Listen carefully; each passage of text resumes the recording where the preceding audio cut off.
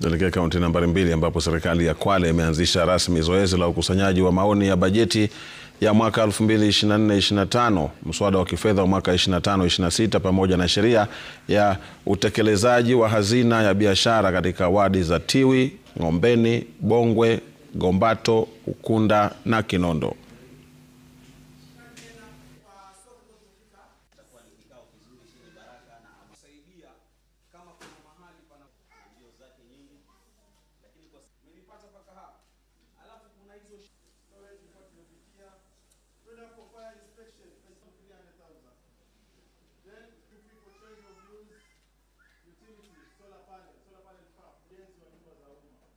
Ile nafanya Kwale County inaonekana tofauti na kaunti zingine ni kwamba wakati tunafanya public participation, kwanza sheria inafuatwa.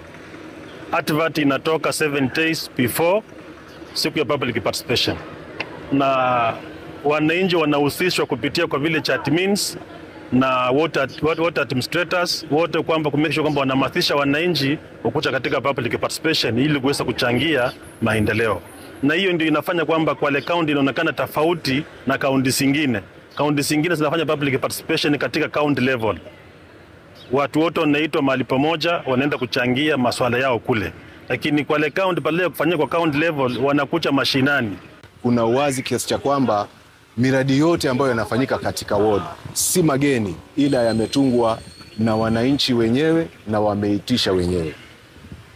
Hapo sasa ndipo sisi tunampatia Mama Achani kongole kwa ari yake ya kuhusisha mwananchi kikamilifu kwa mipango ya fiscal planning na maendeleo ambayo inatoka kutoka mashinani.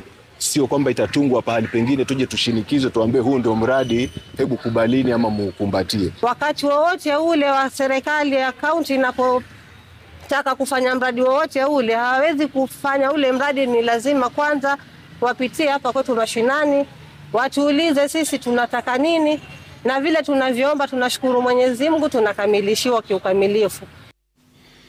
Mbunge wa Soi David